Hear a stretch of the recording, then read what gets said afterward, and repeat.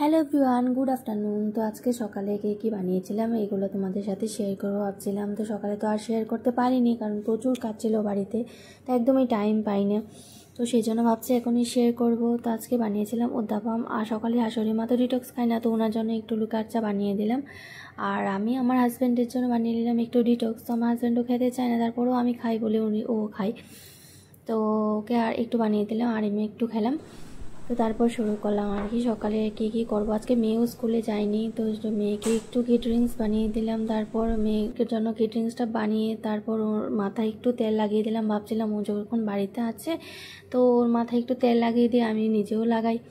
তো তারপর ও নখটুকু কাটতে হবে, এই জন্য আজকে স্কুলে পাঠাইনি। আর সকালে যেদিন বাড়িতে থাকি না ওই দিন তো আর ও স্কুলে চলে যায় আর তেল দেওয়া হয়নি, কারণ সকাল সকাল তেলটা না দিলে তারপর শ্যাম্পু করতে করতে অনেকটাই দেরি হয়ে যাবে। তো সেই কারণে আর তেল দেওয়া হয়নি। তো সপ্তাহের মধ্যে 2 দিন দেওয়ার চেষ্টা করি। তো 3 দিন দিলে আর একটু ভালো হয়, তারপরেও 2 দিন দিলেও এনাফ।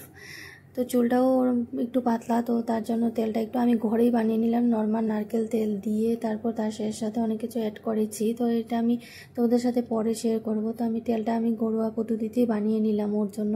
আমরা সবাই ইউজ করি, আমি আমার শাশুড়ি মা মেয়েকেও এই তেলটাই ইউজ করাই, তো ওকে এই তেলটাই লাগিয়ে দিলাম আর কি।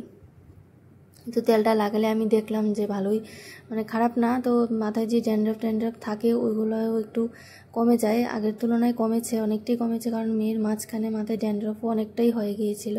তো এখন 2-3 দিন ইউজ করলাম, তারপর দেখলাম যে অনেকটাই কম হয়ে গেছে ড্যান্ড্রাফগুলো আর কি।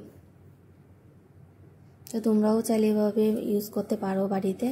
তো মেয়ের কি ড্রিঙ্কসটাও ঠান্ডা হয়ে গেছে, তো এর সাথে একটু মধু মিশিয়ে তারপর মেয়েকে খাইয়ে দিলাম। আর তারপর বানালাম উদ্যাপম। তো উদ্যাপমের জন্য যে আমি বাটারটা রেডি করেছিলাম আগেই, তো ওইটা আমি ফ্রিজ করে রেখে দিয়েছি। ওইটা ফ্রিজ করে রাখা যায় 2-1 দিন, তো আমি বেশি দিন রাখিনি, 2 দিনই রেখেছিলাম আর কি। তো এর আগে আমি ডাল আর ভাত নামিয়ে নিলাম, কারণ আমার মেয়ে সব খাবে না, তো ওর জন্য আমি ডাল ভাত করে নিয়েছি। আর তারপর আমরা ব্রেকফাস্টটা রেডি করেছিলাম, কারণ ব্রেকফাস্ট করতে করতে সবারই 9টা-10টা বেজে যায়, তো একটু পরেই শুরু করলাম আর কি। তো উদ্যাপমের জন্য আমি এখানে তাওয়াটা প্রথমে অনেকটা হিট করে নিয়েছি, তারপর গ্যাসের ফ্লেমটা কমিয়ে তারপর এর মধ্যে একটুখানি ঘি দিয়ে তারপর ছড়িয়ে দিলাম আর কি। তো তার উপর এর জন্য অনেক কিছু ভেজিস দেওয়া যায় এখানে, তো আমি এত কিছু অ্যাড করিনি, কিছুটাই অ্যাড করেছি অল্প একটা। তারপরও এত ভেজিস দিলে একটু ভালো লাগে না, তো এর মধ্যে নর্মালি কয়েকটা অল্প একটু ক্যারট আর পেঁয়াজ আর কি টমেটো লঙ্কা এসবই দিয়েছিলাম, আর সাথে কয়েকটা কারি পাতা দিয়েছিলাম আর কি। আর এর মধ্যে খাবে কে, এই জিনিসটা খাওয়ার মধ্যে আমি আমার শাশুড়ি মা আমার শ্বশুরমশাই খাবে, তো এই জন্য আর বেশি বানাইনি। তারপর অনেকটাই হয়ে গিয়েছিল।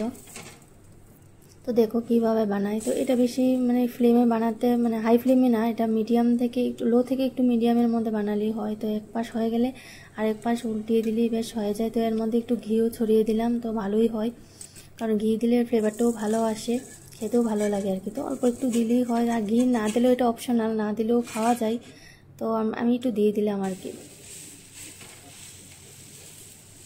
তো এই ব্রেকফাস্টটা কিন্তু মোটামুটি আমাদের জন্য অনেকটাই হেলদি খাওয়ার মতো। তো যারা খেতে চাও ওইভাবে বানিয়ে খেতে পারো। এটা একটু শর্টকাট আছে, তো আমি ভাবছিলাম দোসা বানাবো, তো দোসা বানাতে গেলে অনেকটা আরও টাইম লেগে যাবে, তো ভাবছিলাম অন্যদিন বানিয়ে নেবো, আজকে এটাই বানিয়ে নিই। তো আমার হাজব্যান্ড তো খাবে না, তো ওর জন্য কীগুলো ডিমের ভুজিয়া বানালাম, তারপরে একটু বিরিয়ানির মতো বানিয়ে দিলাম। তো বিরিয়ানি হয়েছে, এটা ঘরোয়া পদ্ধতি করে। তারপর ওর জন্য ভাত রেডি করে তারপর ওকে অল্প একটু ভাত খাইয়ে দিলাম। তো টাটা সবাই।